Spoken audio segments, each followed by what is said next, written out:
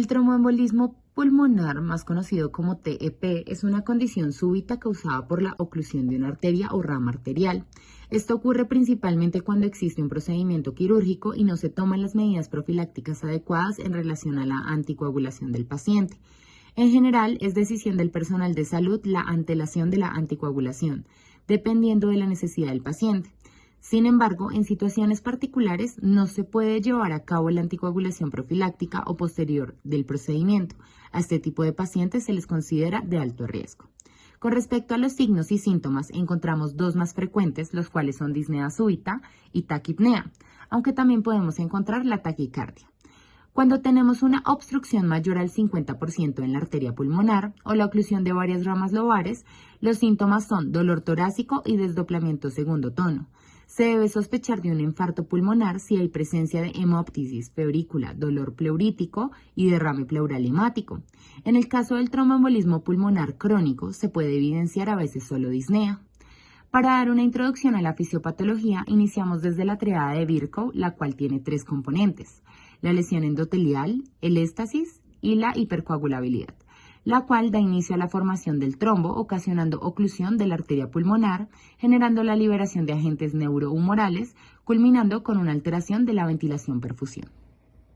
Continuando con la fisiopatología e iniciando con la triada de Virchow, la cual plantea que el éstasis sanguíneo, la disfunción endotelial y el estado de hipercoagulación son mecanismos fisiopatológicos que predisponen a la formación de trombos.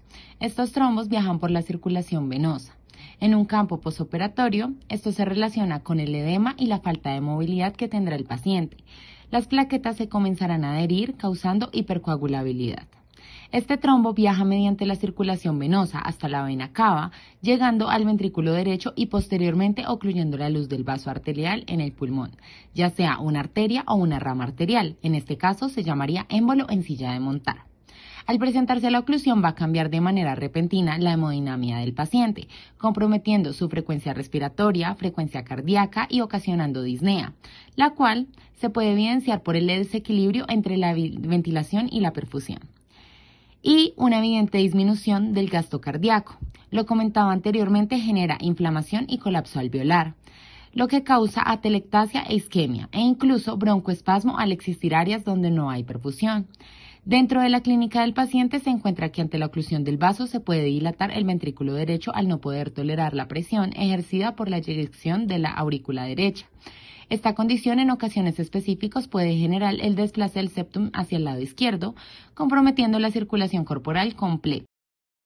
Vamos con factores de riesgo, etiología y diagnóstico. En factores de riesgo tenemos factores adquiridos y hereditarios. En los adquiridos encontramos inmovilismo prolongado o postración, cirugía mayor, trauma vertebral, embarazo o puerperio, insuficiencia venosa profunda crónica, obesidad, cáncer activo, toma de anticonceptivos y síndrome antifosfolipídico. En hereditarios encontramos déficit de antitrombina 3 y déficit factor B de Leiden. En la etiología tenemos 4 tipos de trombos. En primer lugar tenemos trombosis venosa profunda, que es la migración de un trombo de venas profundas de miembros inferiores. En el segundo lugar tenemos émbolo graso, que es la embolia pulmonar no trombótica tras una fractura de hueso largo, como por ejemplo fémur o tibia. En el tercer lugar tenemos émbolo séptico, que se da por una drogadicción, una sepsis puerperal o un aborto séptico. En cuarto lugar tenemos émbolo de líquido amniótico, que se da por la rotura de membranas o rasgado junto al límite de la placenta. Hablaremos de los apoyos diagnósticos que debemos solicitar en caso de una sospecha clínica de tromboembolismo pulmonar. En primer lugar, debemos realizar una anamnesis y una exploración física completa. Seguido de esto, debemos pedir una radiografía de tórax, una gasometría arterial y un electrocardiograma. También debemos tomar una gammagrafía, angiografía y determinación del dímero D. Es importante tener en cuenta que en el análisis de gasometría arterial debe arrojar como resultado una hipoxemia y el paciente también debe presentar hipocapnea. En el RX de tórax, como prueba diagnóstica, encontraremos normalmente elevación hemidiafragmática, signo de Westermarck o también conocido como oligoemia focal, agrandamiento de la arteria pulmonar, atelectasias basales y joroba de Hampton o opacidad basal pleural. En el electrocardiograma encontraremos cambios inespecíficos en el segmento ST o en la onda T, taquicardia sinusal y fibrilación auricular con respuesta ventricular rápida. En cuadros de tromboembolismo pulmonar con inestabilidad hemodinámica, normalmente encontraremos desviación del eje hacia la derecha, bloqueo de rama derecha, P pulmonar y patrón de McQueen y White. Ahora hablaremos del tromboembolismo pulmonar como complicación postquirúrgica. La cirugía es una de las principales causas de los problemas de coágulos sanguíneos. Durante la cirugía se genera daño al endotelio vascular. El endotelio normal tiene una resistencia a la trombogénesis y no reacciona con plaquetas u otras proteínas de la coagulación sanguínea. Una vez que se daña la pared vascular, existe disrupción del endotelio y se produce exposición del tejido subendotelial. Las plaquetas se adhieren al colágeno y a la membrana basal subendotelial liberando ADP y tromboxano A2, sustancias que a su vez generan mayor agregación plaquetaria. Sumado a esto, la inmovilización del paciente en el proceso de recuperación también puede llevar a esta complicación. Otro riesgo de tromboembolismo pulmonar es cuando no se realiza profilaxis, cursando la mayoría de forma asintomática. Por la cirugía en sí, el reemplazo de una articulación activa la respuesta del cuerpo para coagular la sangre. Por último, por la recuperación postquirúrgica, después de la cirugía, estará menos activo por varios días o semanas. Esto puede causar que el flujo sanguíneo sea más lento, lo que aumenta el riesgo de que se formen coágulos sanguíneos. Ahora hablaremos de la prevención del tromboembolismo pulmonar. Este conforma un problema muy serio en los pacientes quirúrgicos, ya que es la primera causa de muerte prevenible hospitalaria y la tercera causa de muerte posoperatoria. Se ha evidenciado que dentro de la población quirúrgica no tener una profilaxis eleva el riesgo de desarrollar un tromboembolismo pulmonar fatal entre el tercer y el séptimo día posoperatorio. La tromboprofilaxis se divide en dos, la profilaxis no farmacológica y la farmacológica. En la no farmacológica encontramos deambulación precoz, la cual es importante en los pacientes que no tienen indicación de terapia farmacológica. Tenemos también posición de Trendelenburg, que es una acción de elevar las piernas 15 grados con el fin de disminuir la incidencia de trombosis. Tenemos también compresión neumática intermitente, que se realiza por medio de un dispositivo que cubre la pierna y ejerce presión por medio de aire, con el fin de aumentar el flujo sanguíneo en venas, y este, a su vez, es un tratamiento contraindicado para pacientes con isquemia. También tenemos medidas de compresión, que teniendo en cuenta el tiempo de recuperación del paciente es necesario el uso de estas, con el fin de ayudar a las venas a mover la sangre de una manera más eficaz. En las farmacológicas encontramos heparina no fraccionada. Cuando es usada como profilaxis, disminuye el tromboembolismo pulmonar fatal en un 64%. Heparina de bajo peso molecular. Acá encontraremos enoxaparina, dalteparina y nadroparina, las cuales ayudan a la inhibición del factor X y la trombina. Antagonistas de la vitamina K.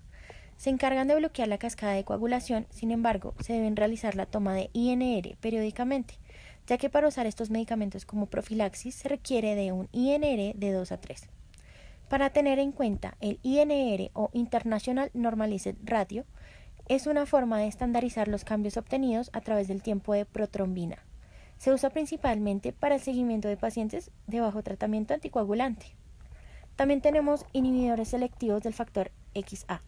Estos tienen gran afinidad con la antitrombina y acción sobre el factor XA, el cual es un fármaco en elección de la cirugía de cadera como profilaxis. Y por último, tenemos el inhibidor de la trombina. Estos se encargan de inhibir la trombina, el cual posee la capacidad de bloquear la trombina unida al coágulo. A continuación, presentaremos la escala de Wells para embolia pulmonar, la cual nos ayudará a clasificar el riesgo y la probabilidad de un tromboembolismo pulmonar. También tenemos un Pulmonary Embolism Severity Index o PESI, que nos ayudará a identificar igualmente el riesgo del tromboembolismo pulmonar. Bueno, ahora continuaremos explicándoles esta tabla, la cual trata sobre el riesgo de tromboembolismo postquirúrgico. Podemos evidenciar que en la tabla dividen el riesgo en tres: riesgo alto, riesgo moderado y riesgo bajo. En el riesgo alto encontramos tres cirugías. La primera, la cirugía ortopédica mayor de miembros inferiores. La segunda, la cirugía urológica en pacientes mayores de 40 años con embolia pulmonar o trombosis venosa profunda reciente.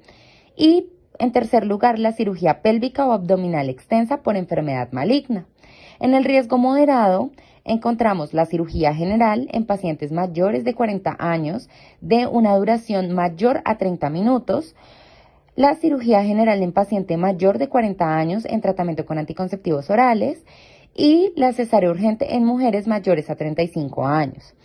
Y en el riesgo bajo encontramos las cirugías menores de un tiempo inferior a 30 minutos en pacientes mayores de 40 años sin otros factores de riesgo y la cirugía no complicada en pacientes menores de 40 años sin otros factores de riesgo. Continuamos con el riesgo de tromboembolismo pulmonar en cirugía.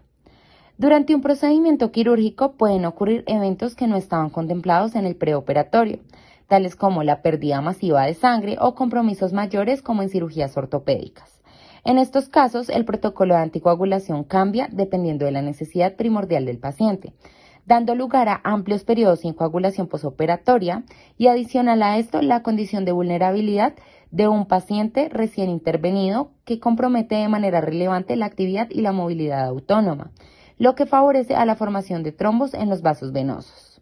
El riesgo aumenta con comorbilidades, presencia de cáncer, edad mayor a 60 años, inmovilidad mayor a 4 días, obesidad, terapia de estrógenos, tabaquismo, varices en miembros inferiores, enfermedad inflamatoria intestinal, síndrome nefrótico y sepsis. A continuación les presentamos el algoritmo diagnóstico y el tratamiento que se da en caso de un tromboembolismo pulmonar. Como se había mencionado anteriormente, en pacientes con probabilidad clínica alta o intermedia de embolismo pulmonar, se debe iniciar anticoagulantes mientras esperan los resultados. Anticoagulación inicial que va de 5 a 7 días y anticoagulación de mantenimiento que se da con anticoagulantes orales. Por último, como actividades de enfermería, deberemos evaluar el dolor torácico, obtener información sobre factores de riesgo o predisponentes del tromboembolismo pulmonar, observar síntomas de dificultad respiratoria, administrar anticoagulantes o tratamientos fibrinolíticos, vigilar signos de alarma de sangrado y en caso de darse se deberá realizar un tromboelastograma, análisis de ácido base cada 6 horas, instruir al paciente y o familia respecto a procedimientos, mantener permeabilidad de vía aérea, administrar el O2 según necesidad de alto flujo, cuidados de catéter de la arteria pulmonar, confort y mantenimiento de la higiene en los pacientes y cambios de posición para la prevención de lesiones por presión. Muchas gracias por su atención.